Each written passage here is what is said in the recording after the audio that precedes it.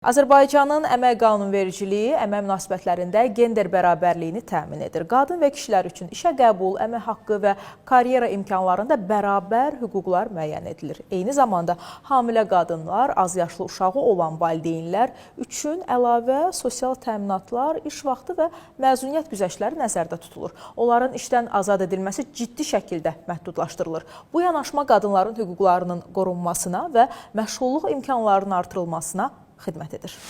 Azərbaycan qanunvericiliyinə görə əmək münasibətlərində cinsə görə ayrı seçkiliyə yol verilmir.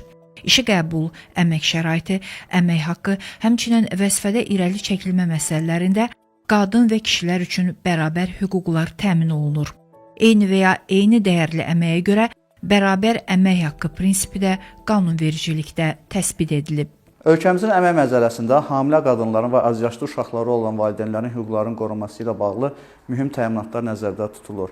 Belə ki, əmək müqaviləsi bağlanarkən hamilə və 3 yaşına çatmamış uşağı olan qadınlara sınaq müddəti müəyyən edilmir. Hamilə qadınlar və uşağının 3 yaşına dək sosial məzuniyyətdə olan və həmin məzuniyyət bitdikdən sonra 1 ildən az müddətdə müvafiq vəzifədə çalışan qadınların attestasiyası keçirilmir. Həmçinin hamilə və 3 yaşından kiçik uşaqları olan qadınlar üçün də xüsusi imtiyazlar tanınır. İşəgötürən tərəfindən hamilə, habelə 3 yaşına dək uşağı olan qadınların müəssisənin ləğvi və əmək müqaviləsi müddətinin bitməsi əsasları istisna olmaqla əmək müqaviləsinin ləğv edilməsi qadağandır. Hamilə və yaş yarımədək uşağı olan qadınlar və 3 yaşına dək uşağını təkbaşına böyüdən valideynlər üçün qısaldılmış iş vaxtı da müəyyən edilir və həmin qısaldılmış iş vaxtı müddəti həftə ərzində 36 saatdan artıq olmamalıdır. Onlar qısaldılmış iş vaxtı şəraitində çalışarkən də əmək haqları normal iş vaxtı üçün müəyyən edilən tam məbləğlərdə ödənilir. Bununla yanaşı, hamilə qadınlar həmçinin 14 yaşına dək uşağı olan və ya 50 il uşağı olan qadınlar yalnız öz razılıqları ilə